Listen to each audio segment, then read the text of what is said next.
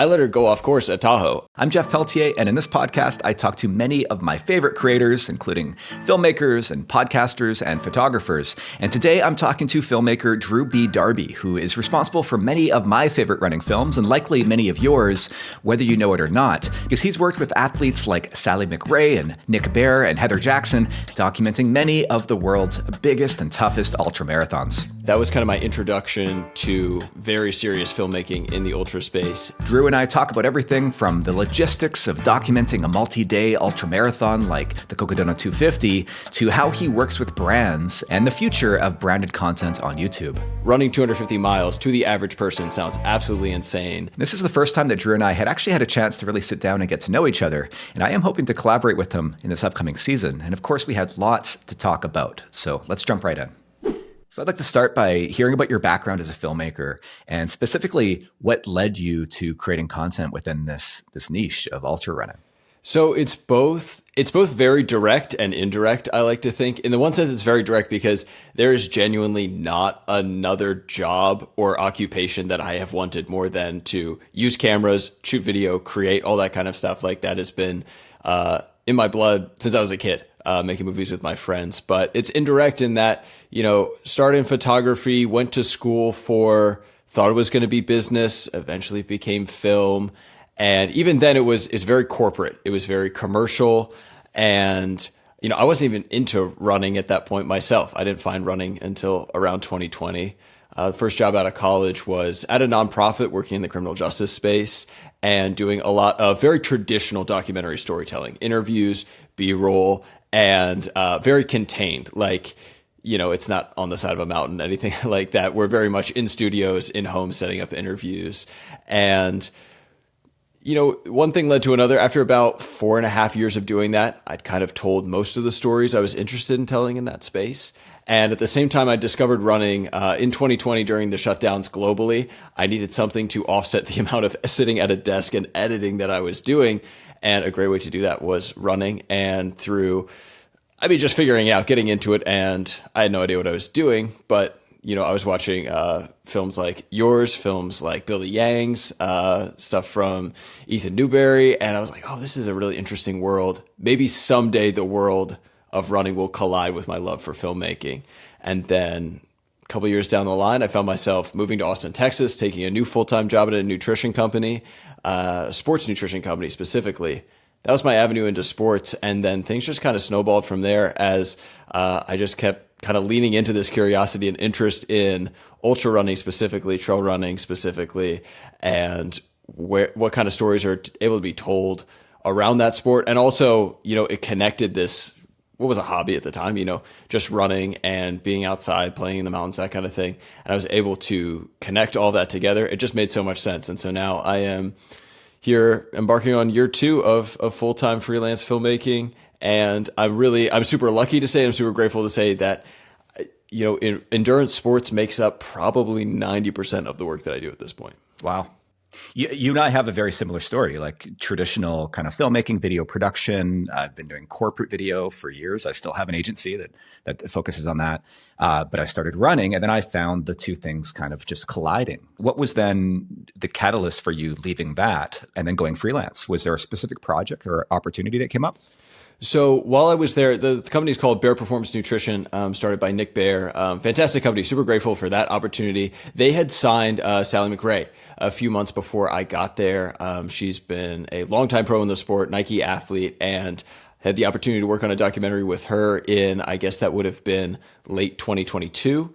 And that was kind of my introduction to very serious filmmaking in the ultra space. And that turned into a couple of YouTube projects with her in early 2023. And then this opportunity came up. Hey, she came to me and said, we're doing 4 200-mile races next year. We can probably get funding for at least 2 films. We'll see where that goes.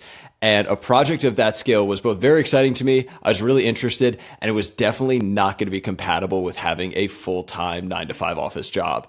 And at that point, being, I guess, 6 years out of college, I was kind of ready to take a bet on myself because as everyone says, there will always be other 9 to 5 positions or steady work, contract work, that kind of thing to go back to. But I kind of saw it as this is a moment in time where I have at least 2 projects lined up and I could probably figure it out and make ends meet otherwise. And so going to the Cocodona 250 2 days after my last day in the office, that is what kickstarted the journey. So tell me about how you guys approach those projects from the start. Did you take these on as a batch? I mean, this is a massive project. Each one of those individually would have been. So how did that conversation go initially? What was the commitment like from your side and say from Sally's side and the brands that you were working with? Yeah. So the way that it started was Sally laid out the race calendar. I am doing the Grand Slam, which is Cocodona 250 plus the Triple Crown of 200s. And we did not go in with a guarantee of like, we are doing a full film on all of them. We basically more or less knew we could have the resources to do 2.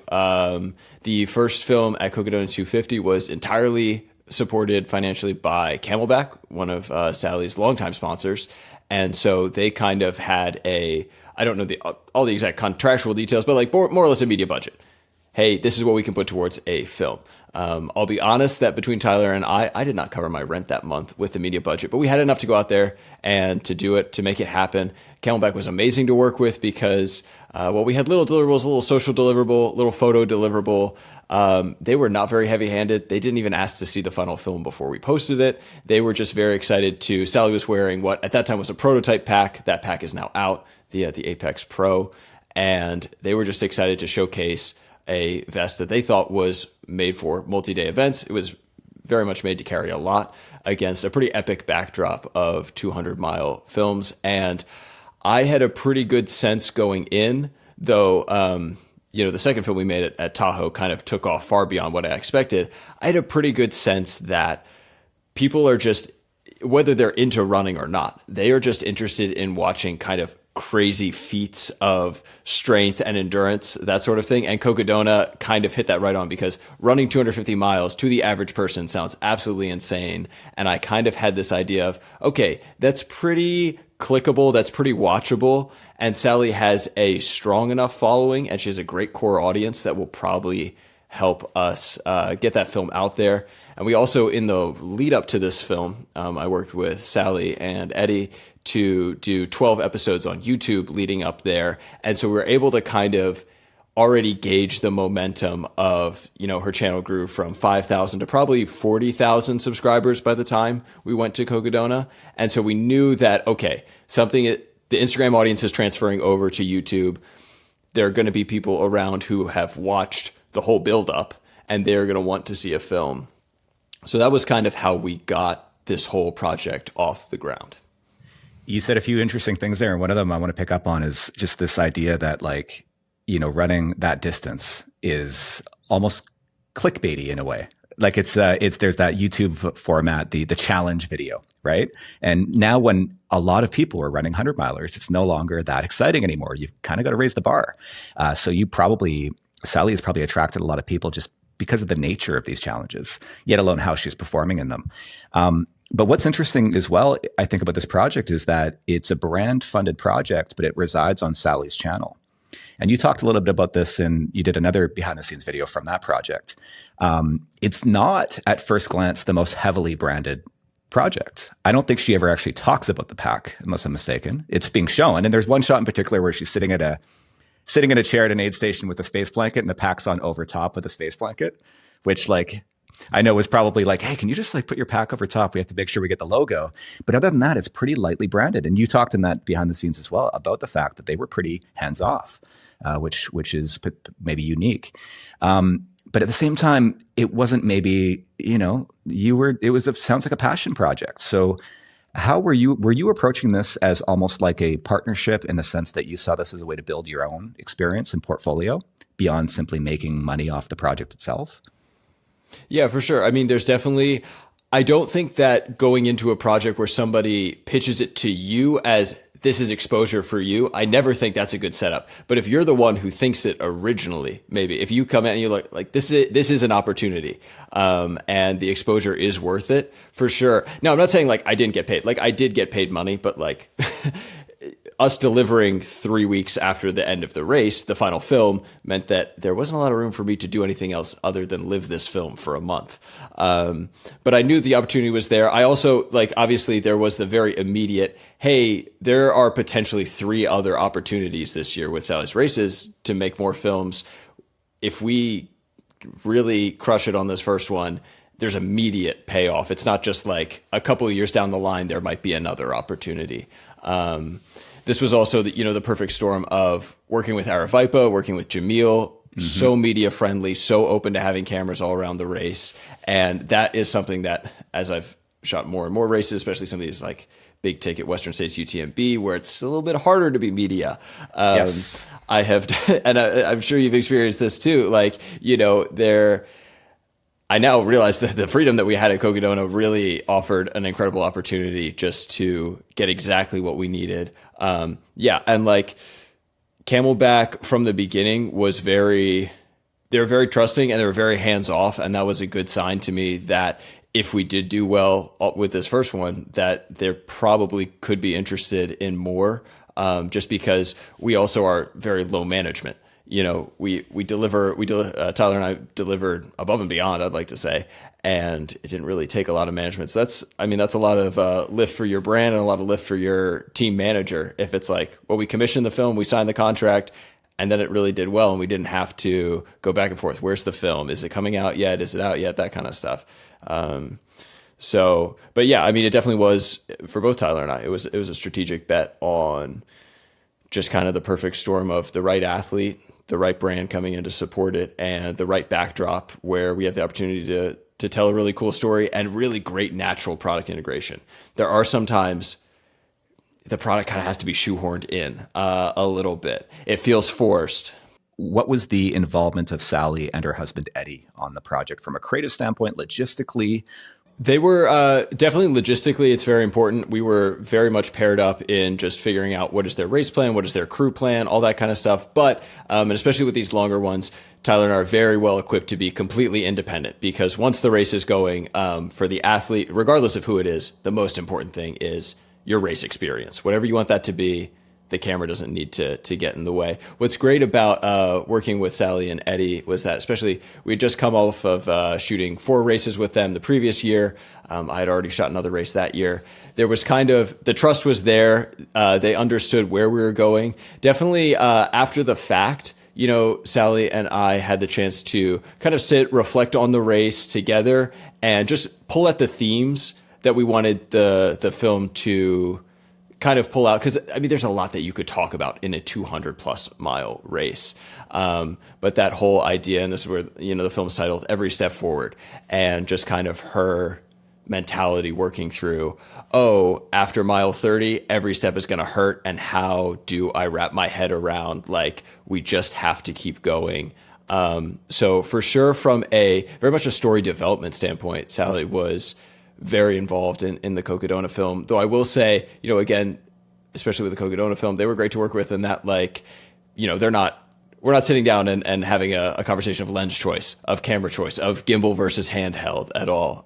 It's just very story focused. Yeah, a little bigger picture, the more the narrative side of exactly. things. So, okay, let's talk then about, the first film went well, and it sounds like, you got that delivered pretty quickly.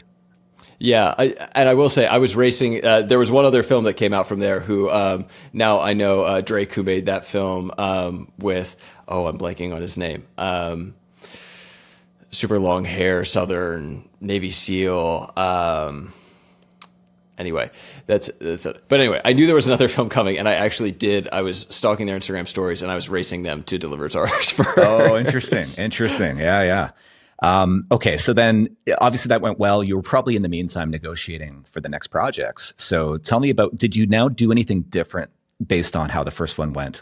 So we didn't do a whole lot different, other than the pitch became a little bit simpler because we brought on a few different brands to support. Tahoe, the film that became Racing Tahoe, filmed at the Tahoe 200, was funded by a collection of brands versus instead of just having one title sponsor. But the pitch became a lot easier because we could point to, and I think that, the Cocodona film didn't take off like crazy immediately, but I think within 30 days, it was probably around 200,000 views. So, you know, that there's good proof of concept there that we have it all. We're kind of going back, and definitely creatively, we more or less approached it with the same formula of capturing the race. Of course, there are always little things you want to tinker with, and can we be more places, go further on trail, that kind of stuff. You're also working with a different race organization, which has their own limitations.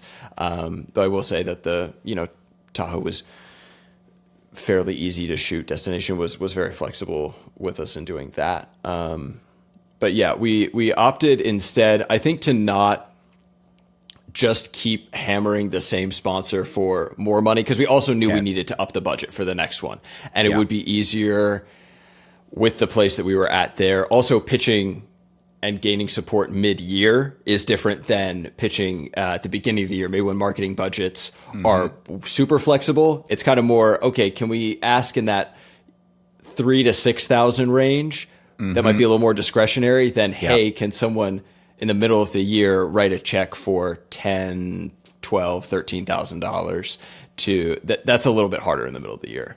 I like to examine how you shape the narrative, because these were individual stories, but there was a larger story happening here, a larger arc of Sally doing all of this in a single season. So at what point were you now thinking ahead to how these individual races fit into that larger narrative? It's two parts. It's one, both tracking Sally's season individually as kind of, are we learning? Are we growing? Are we trying different things? Because each race she did, walk away with a whole bunch of lessons learned, applied different strategies to the next one. And so that, just on a very nuts and bolts level, is interesting to people following along.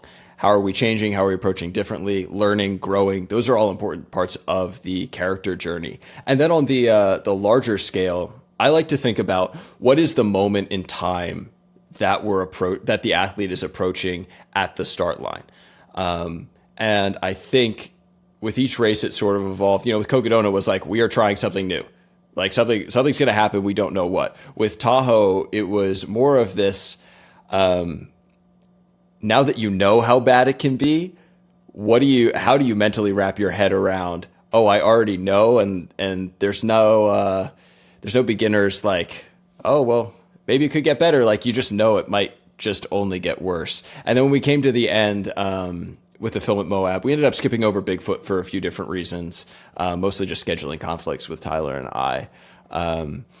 But then when we came to the end with Moab, I think the moment in time that I sensed was, if it's all going to come together, we kind of have one last shot for it all to come together, the year of racing, and this is the finish on empty kind of moment. And so that's how I was thinking about it and approaching the themes. And then, Sally would also come in with her own ideas, just kind of the season of life that she was into, and all of that just kind of comes together. And eventually you have to distill it down, of course, because there are many different ways to go, but you distill it down to one rough narrative.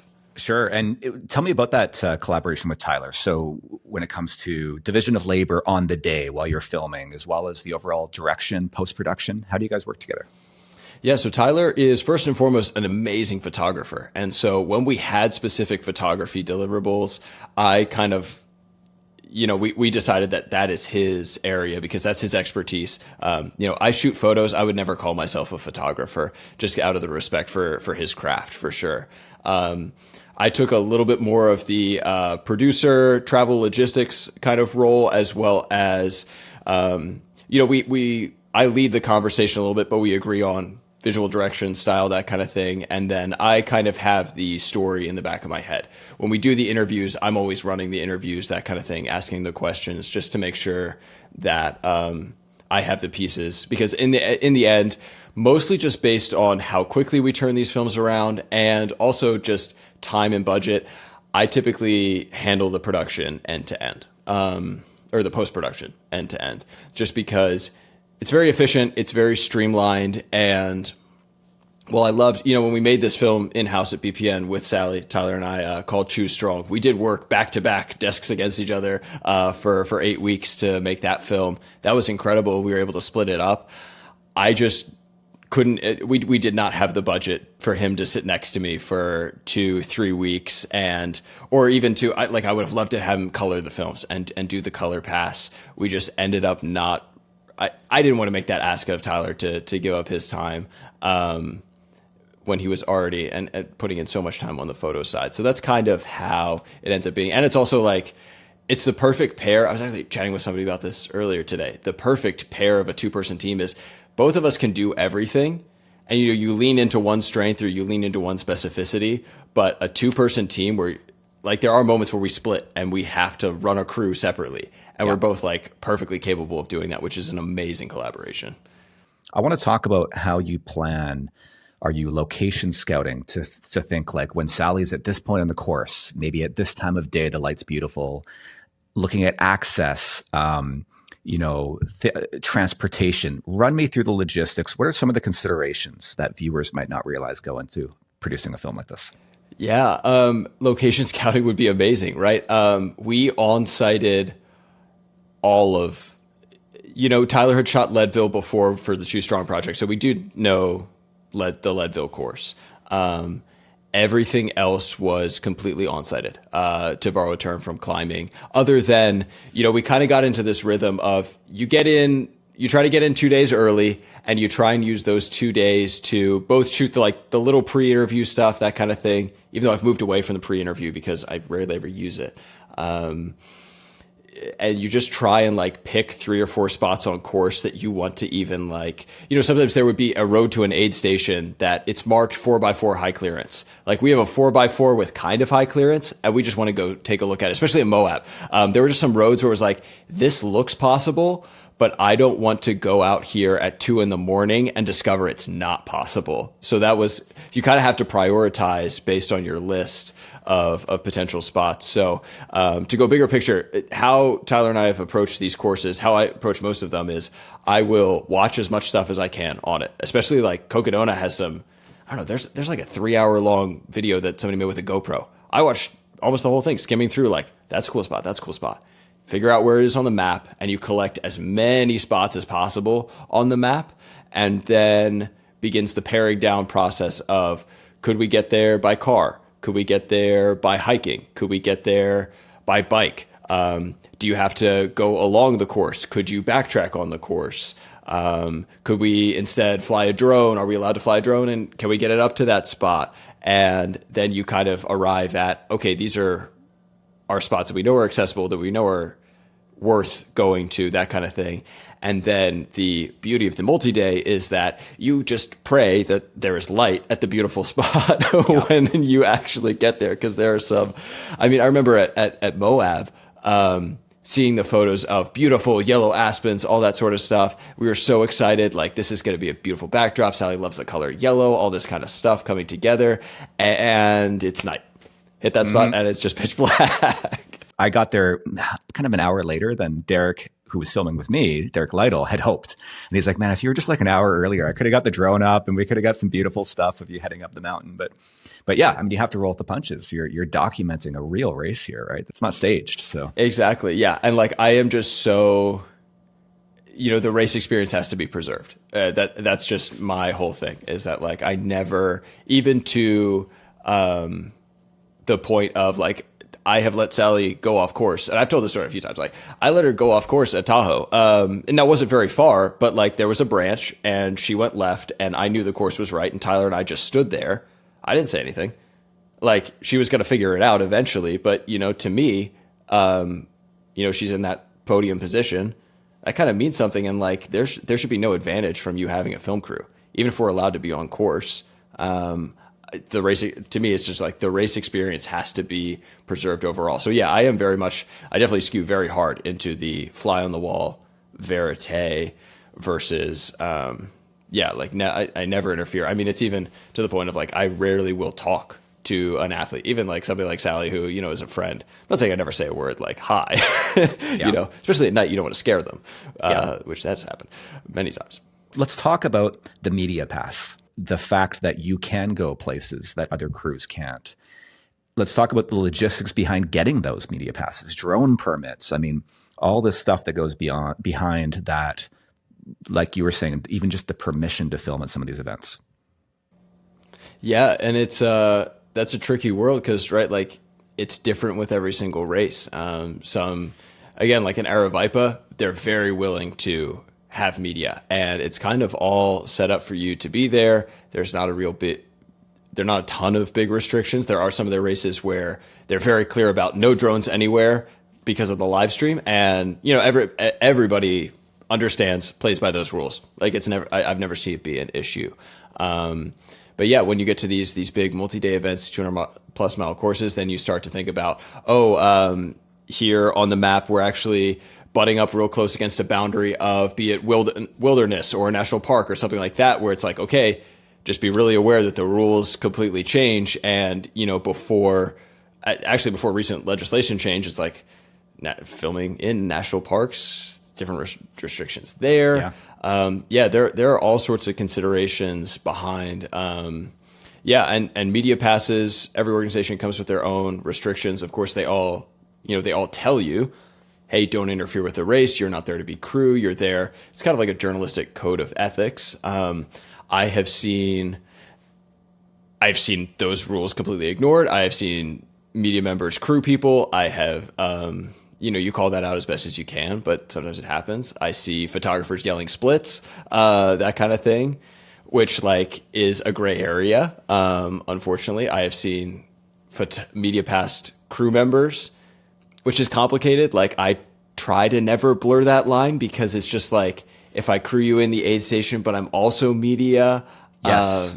That one's like super tricky for me because it's like, I could have all this information that you don't and see you on course in my media hat, or I'm gathering information while I'm on course with my media hat. And then I take that hat off and I put on my crew hat and see you at the aid station. And like, I could tell you the accurate splits. I could tell you how the person looks, which like maybe another person might not know. Because you have all this extra access. We had the similar situation. I was filming Audrey at a race, and I had a media pass. It allowed me to go to an aid station I otherwise wouldn't have been able to go to. And obviously, when I was there, I had to remember I'm wearing my media pass hat. I cannot provide support because no other runners get support here, and I can't. I didn't even say anything. I'm there, a fly on the wall, which is very different than when I'm at an aid station where anybody can go. And maybe I am doing both. I'm filming, I might set the camera down, provide some aid, pick up the camera again. But in that situation, it's that level playing field thing.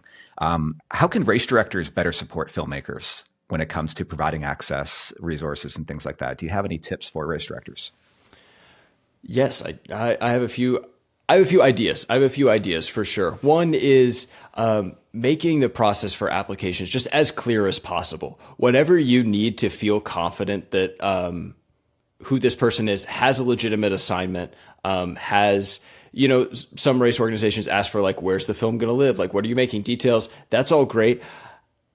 I just would love to have it be as clear as possible. Even those little things like when you submit it, that kickback email that says, yes, we've received your form submission and we know that it's coming. Having a date of like, you will hear by this date or not. All those little things where, I've ended up in that situation where you submit the form and then you check back in 2 weeks later and it's like, hey, I didn't hear anything. You check back in 3 weeks later. It's like, hey, you didn't hear anything. The night before, somebody's like, oh, sorry. Yeah. Of course you're approved. I'm like, that's great, but I didn't know. It's a little stressful. So that for sure. I would never want to see the UTMB Mont Blanc style rules of armbands and almost the pay for play kind of aspects. Talk more about that. This is a little bit of inside baseball, but I know where you're going with this. Tell us more about some of the politics around filming at UTMB. Yeah, and so I don't know all of the details because, to be honest, I am still very much learning in the past for an upcoming project this summer about all of that. But, for example, I was there last year on a project commissioned by Hoka in collaboration with the UTMB group, which to me sounded like, okay, great, you will have access because title sponsor and the race organization. And, then we don't get access to the finish line.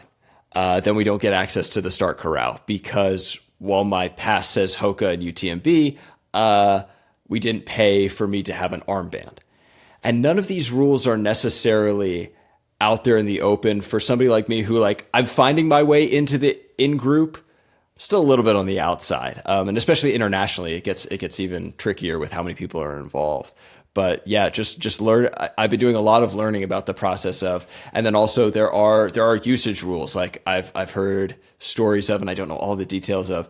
There were certain iPhone videos of the finish line that a brand posted in 2023 that they then changed the rules in 2024 so that that same brand could not post an iPhone video of the finish before the UTMB official account had posted. And again, I haven't read all the exact rules because it didn't apply to me, but there's a lot of ownership dynamics, a lot of who can go where. And yeah, it is at a certain point, you do have to pay for a certain level of access. And again, it's like, I would never want that to happen too much in the United States.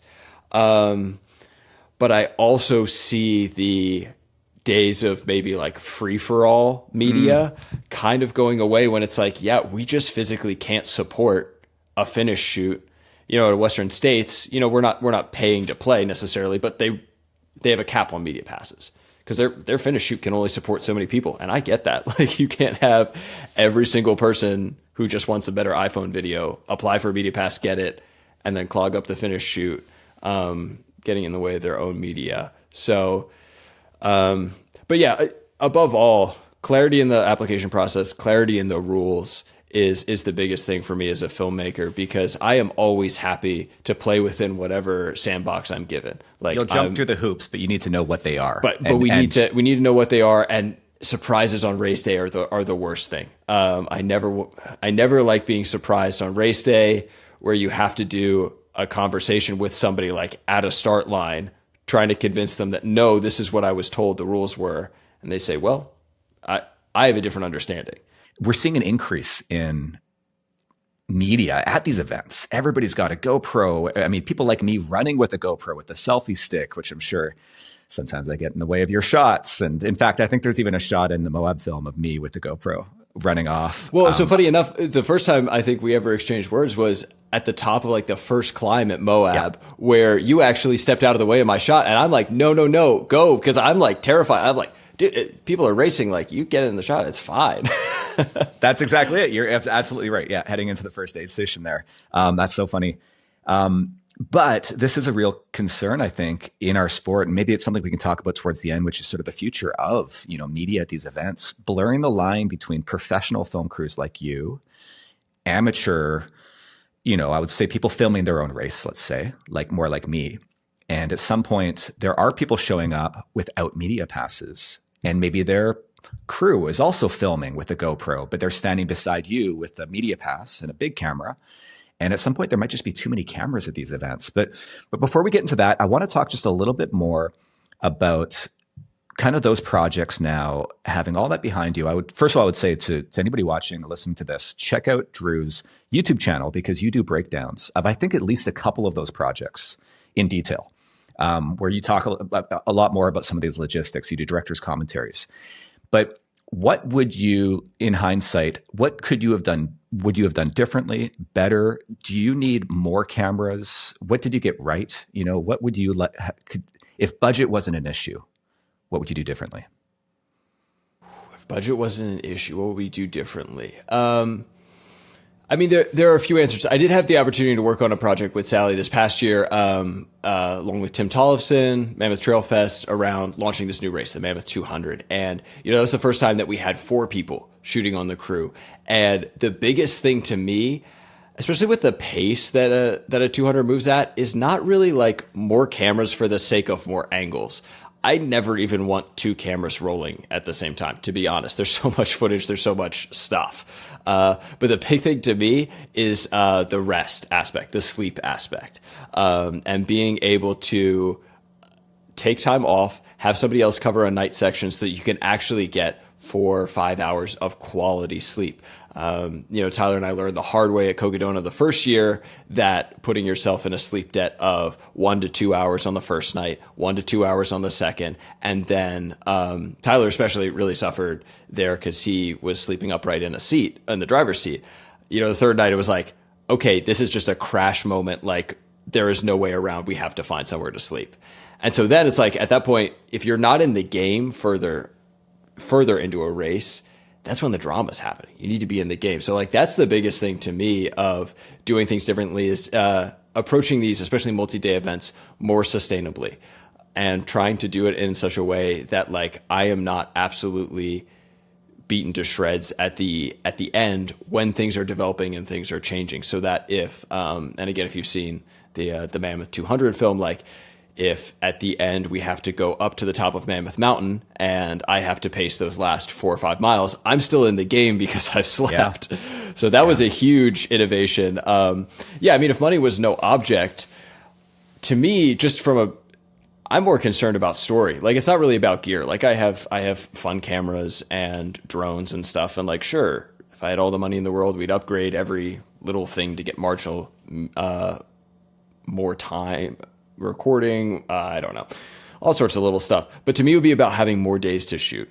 Can you go do that post interview after the athlete has recovered, caught up on sleep? Maybe the sleep deprivation isn't hitting as hard 3 or 4 days later, but that requires you to travel and to bring multiple people out. Can you go and do a little bit of an Unbreakable kind of thing and go film with athletes before races and catch that last training camp, that kind of stuff? Because it's easy to be all in on a 4-day, even for a 100-miler, 3-4 day race weekend.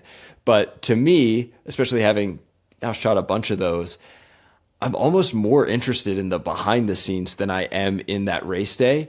And then also just from especially when delivering a branded piece, there's a little bit less pressure on the race day to have front and center branded stuff, all this sort of thing. If maybe we went and did a training camp and we got that drink mixing stuff, if we knocked out the nutrition part there, so then there's not like, hey, you roll up to an aid station, hey crew, where are the bottles that are branded? They're like, oh, sorry, they're not here. And then you're in that mindset of, oh no, I'm not going to get the logo in the shot versus just following along. So those are more of the things that I would spend. Like it wouldn't be about more cameras for the sake of more cameras, bigger cameras for the sake of bigger cameras. It would just all be about making films in a more sustainable fashion and a less like breakneck speed fashion for 1 or 2 people. Though beyond 4 people, I don't really see a point in ultra unless like you're doing something super, super. Like I shot a film at Kogadon 250, directed by Dylan Harris, where we had 4 or 5 shooters, but we were following 5 athletes. So like there, it's like, yeah, you got to have the big crew. You've got to yeah, exactly. Yeah. So what you're saying is like having crews that can leapfrog as well, maybe, so that, because like you said earlier, there's some locations that might be a 2-hour hike in to get 20 seconds of footage, and then you might miss them at the next aid station. So having crews that can leapfrog, but also so that you can almost do shifts and take proper naps. And you spoke about this in one of your behind the scenes videos, you were doing like hour-long naps and setting an alarm, checking the tracker, going back to bed. And it's about quality as much as quantity when it comes to sleep. So if you might get 6 hours, but if those are 6 1-hour naps, that isn't real sleep. Not in the same way. So being able to literally just clock out for 8 hours and say, another crew has it, swap back in, it's about that sustainability. And I think this is what's interesting. And you mentioned this before, you're paying your bills, but you're not, there's easier ways to make money, but you're passionate about this. But this is one of those jobs where you pay a passion tax. You're investing in sweat equity and energy and sleep deprivation in a way that no other job would ask you to do. No other job requires that you stay up for days straight, running around in the backcountry, without getting paid overtime. I mean, you would never be asked for that. This is a project, something you're passionate about, right? And that's what it attracts certain people. You have to really be passionate about the sport and about the work. Beyond the race, the stories we're telling, because you sort of said maybe there's like an act 1 that isn't the race, right? Where it's the development, it's the training, it's the lead up, filmed months before, like an Unbreakable. Do you feel, I have this feeling sometimes where I'm filming my own race and I feel like I've told this story now so many times. How can we move the story beyond just the race? Yeah, I think that's a great question because, and again, like I'm super new to this. Like this will be, I guess this summer will be my 3rd like race season, quote unquote. But, think about going back to a lot of the same races, often with the same athletes, it's actually really exciting because you kind of have all of the awkward, like get to know your crew, like got to remember all the names. All of that's out of the way now. Potentially going back to Western States here with Heather Jackson for the 3rd time is super exciting because Heather and Waddy are just good friends at this point. Their crew's amazing. But yeah, can't just keep telling the exact same story. And so, some of it is self-exploration at this point of like, what else interests me? What else helps expose more about the characters in the story? And also what else, does one race have to be the crux of it? Is there a multi-race story? With somebody like Heather, I'm actually really interested in the fact that, she's doing the Unbound gravel race. Then she's going to go into a training camp. Then she's going to do Western States, and that's all within a month. Is the story more, let's just commit to filming both and everything comes together into one final piece? Interesting. Yeah. Is the whole summer of the race season. Like, this is the thing that I'm so excited about on YouTube right now is that, when I was first making YouTube videos, it was like 3 minutes and 30 seconds. That was the longest possible. Like, you could not possibly make a longer YouTube video than 3 minutes and 30 seconds. Yeah. That was considered a long form YouTube video. Absolutely. Yeah. And I remember making short films, and like, they were truly short films. It was like 2.5 minutes, like me and my friends, like, and that was like, whoa, a lot of work. Like, that's pretty long. I hope you will watch all the way. And now I have these ideas in the back of my head of like, could somebody's entire season be a 2-hour piece? And we film in between, and we film some of the interstitial stuff, and we really like follow. Also because, in the moment, there may be some story points, whether it's a hang up with an injury or a race that particularly goes really bad, where it may just be like, in the following 2 weeks, if you're sending a YouTube video on your race that went really badly, you may just be like, okay, whatever, like, let's just push it out. I don't want to think about it anymore. Or like, can we just cut it down because I don't want to deal with it? But if that's really pivotal to your season, and we find out 6 months later that it was like, if we hadn't had that failure here in February, we wouldn't have had the amazing UTMB in August. Looking at that change over time is really interesting to me. And I think that there's an audience that would be interested in, again, this film that I'm super excited from last year's Cocodona, that Dylan's been editing and directing. That film is going to butt up against 2 hours. And it's it starts with all of the racers months before the race begins. And it's a really great, I won't call it, I don't want to put it on a pedestal like Unbreakable. Feels a little bit like Unbreakable. It sounds a lot like Unbreakable. Exactly. It feels a lot like that. Yeah. And I think that change over time and that character study is really interesting. I think there's an audience and an appetite for it. And especially as the 100-mile or as the ultra distance kind of just becomes a little bit played out. What more is it? And I'm always, and this is where I'll wrap up this kind of question, but I am always more interested in stories that are not just crazy person does crazy thing. That is the very easy storyline to tell with an ultra. Who is this crazy person running? No, like, some of these people, it's pretty automatic for them to run 100 miles. Like, they're not crazy. Like, this is calculated. And they're like, okay, so now what really is it about this person that allows them to do it? Or what did they bring that's different? Those are always the deeper questions that I'm asking, rather than just like, oh, let's look at this kooky person who eats nachos and runs far, well, it's fun. I think we've kind of played out that narrative at this point. Yeah, I would agree. And, I like that, examining different people's motivations. Also like you said, it's where does the story start? Where does it end? I remember hearing something years ago about how the best stories start in the middle. Sort of talking about, feature-length films and storytelling in general. But that always had me thinking about, is the story about the race? So the film starts from the gun to the finish, or is the story about the season? Is the story about the entire career? I mean, it's up to you. It's up to the storyteller when you start, when you stop. Why don't we see films that stop halfway during a race? I mean, is the story only about the race itself, or is it something bigger? And I think we get to experiment with different formats like that, different types of stories. And is it even about the runner? Like, this is something that, I've been thinking, and actually, I may turn this around on you for a second. Cause like, I was thinking about, Leadville, the Leadville Trail 100.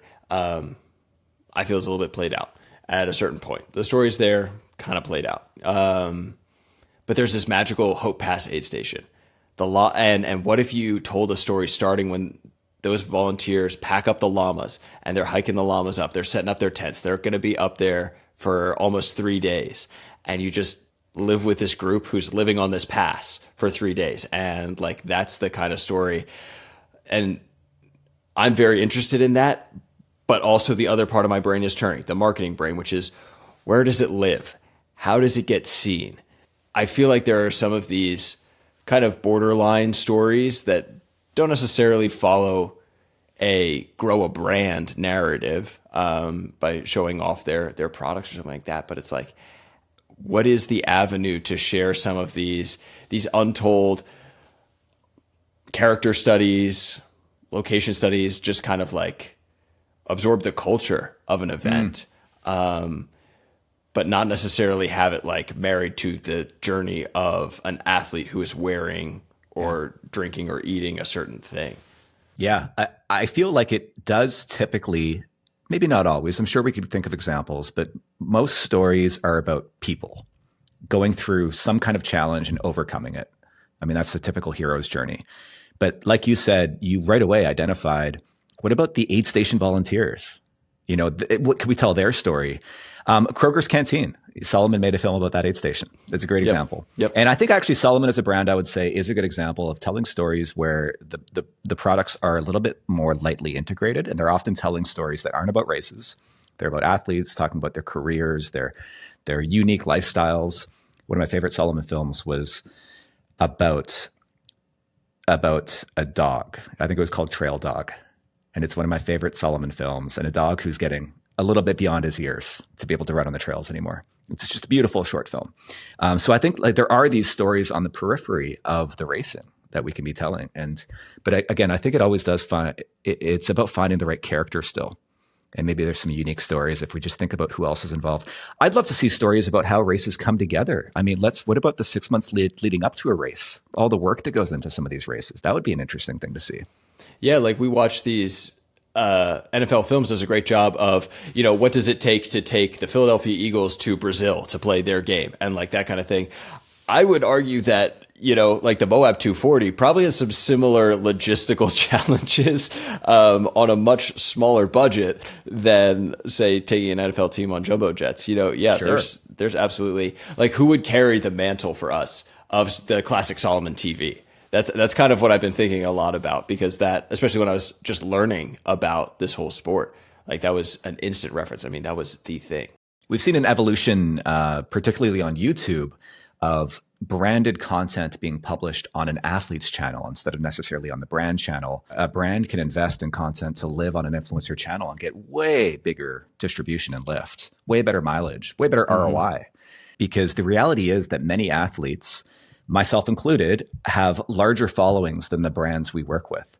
How have you seen this? How is this working from the funding side of things? Is this brands giving athletes a media budget that you're then able to work with them on? Or is this you're working directly with brands and they're saying, hey, we don't need, publish it on Sally's channel. We don't need to be a part of that publishing distribution strategy. Yeah, I think it's definitely media budgets directly in athlete contracts are becoming more popular. I actually just got back from a Hoka project where a separate thing, but I was chatting with some of the folks there and they were like, yeah, like most athletes, it sounds like, are getting some sort of discretionary media budget at this point, which is a win for everyone involved. Hoka has a little bit less management to do. And then you also know upfront what you're working with, because typically what I've been working on at this point is projects that are not necessarily brand commissioned, but you kind of have to go and either I'm pitching or I'm pitching alongside the athlete of, hey, we have this project. This is roughly the budget that we'd like. What I think has been working really well, and I'll use Heather Jackson as an example, is, last year at Western States, we were able to get some support for Hoka from Hoka. And what they asked is that, hey, we kind of have our separate deliverable that we want to do. We'll do the post on it and everything. Like, we'll do the edit. Like, can you shape some interview questions, shape a little bit of the narrative to support us. And then we'll also support the YouTube video that goes on your channel, which I think is the perfect connection, because I am not a let me make my art and don't touch it kind of person. I get these are businesses at the end of the day, they have to sell shoes, but that was the perfect connection of we have something that's more of my voice, more of Heather's voice that lives on her channel, that's longer form, and that has maybe a little bit more room for less like the legal team looked at it super heavily before posting it sort of thing. And then they're able to walk away with, hey, we have the footage and some of the answers to the questions that we like. You really showed off the Speedgoat 6, that kind of thing.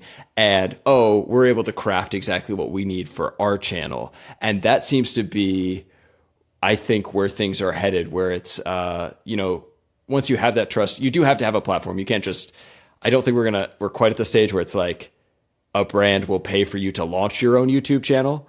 But if you're chipping away at it, gaining subscribers, if you're somebody like Eli and Tabor Hemming, Tarek's athletes who, they're chipping away at their own channel. I think Tarek should absolutely be like, hey, like maybe we start to do some projects where you guys walk away with something for your own channel. Because at the end of the day, these athletes are ambassadors for the brand. Their growing audience is your growing audience. It all works together towards the same goal. And sometimes, you may get a little less oversight, but also that's time from a brand side you can just dedicate to developing other projects. You're working now with influencers, with athletes, and with brands. How do you see the industry evolving? Where do you hope to take your own, call it brand, as a filmmaker and cinematographer in the future? Are you hoping to do bigger, longer, more in-depth stories? Just do more of what you're already doing? What does success look like to you in 10, 15 years? That's a good, gosh, I asked that question almost before every single race to whoever I'm filming is, what does success look like? Because I think that's a great metric. To me, big picture, at the end of the day, success for me is not followers, it's not views. What it is doing more of what I am interested in and excited in every day, and less of what I'm not interested, excited, and motivated by every single day. So for sure, in 10 or 15 years, I'm very well aware that the style of filmmaking that I do, kind of beating myself up, long days, lots of travel, insane. I mean, I've done 13 flights in the past 3 weeks, 7 cities. I know that's not going to last forever. So I want to set up a sustainable model of production for sure. There are some bucket list races I want to make it to, for sure. Like a Badwater is on there, a Tour de France is on there. Like I've been super fortunate to already check off some of the, the Barkley marathons, like those kind of, but yeah, they're bucket list races I want to be a part of, where it doesn't necessarily matter the project. I just want to witness them, and document them. There are definitely some longer form stories I want to try. There's some things visually and aesthetically that I want to try to keep pushing. I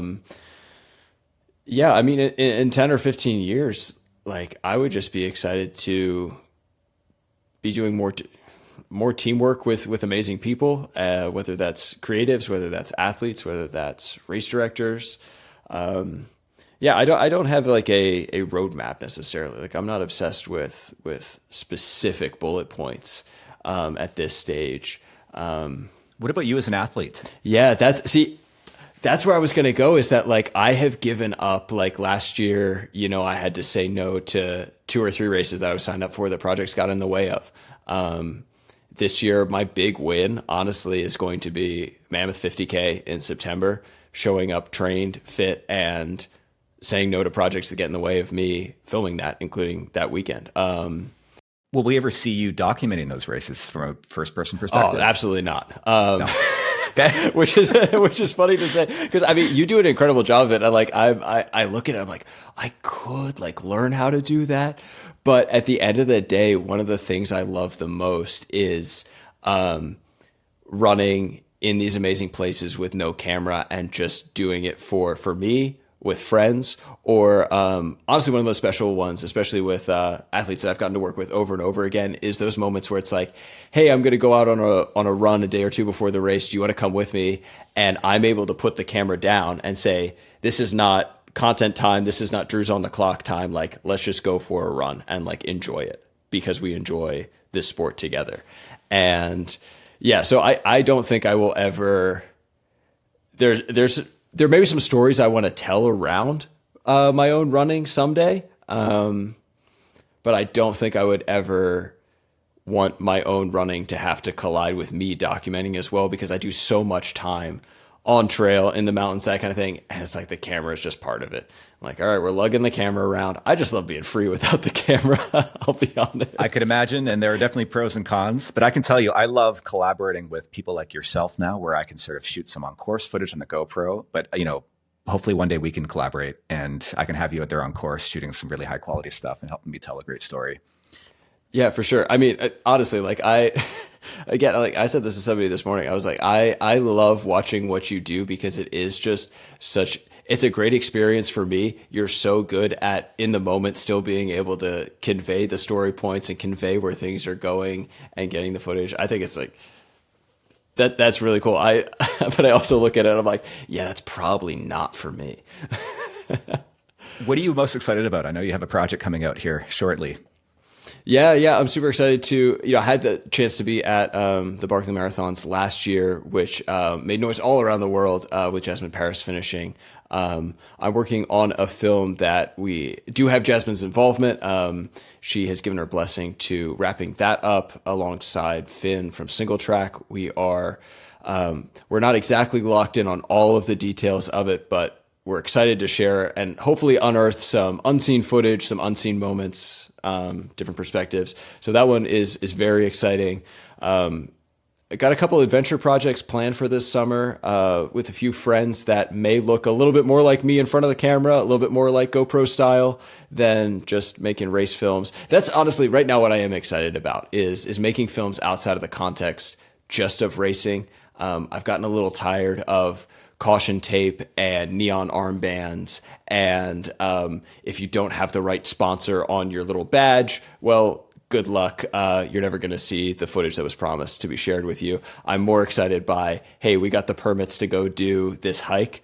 Okay, now we have the opportunity to make a really visually exciting and a really compelling story. So that's definitely what I'm looking forward to in the next year.